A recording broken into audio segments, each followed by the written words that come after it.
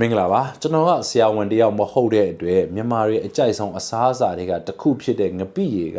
ကြောက်ကက်ကိုပျက်စီးစေတဲ့အစားအစာထင်မှာပါသလားမပါဘူးလားတော့မပြောတတ်ပါဘူးသို့တော့ World Health Organization လို့ခေါ်တဲ့ WHO ရဲ့စံချိန်စံညွှန်းအရဆိုလို့ရှိရင်လူတစ်ယောက်တစ်ရက်ကိုဆိုဒီယမ်လို့ခေါ်တဲ့အငံတက်ပမာဏက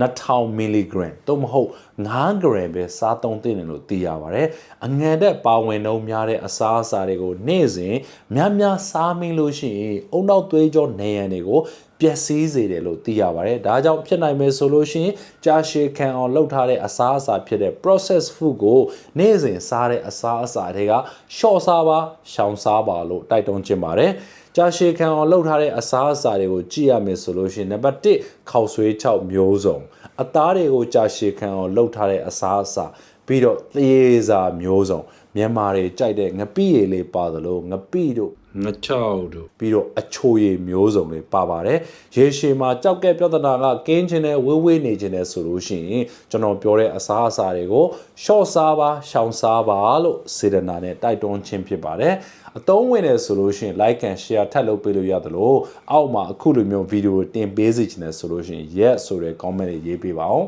thank you ပါ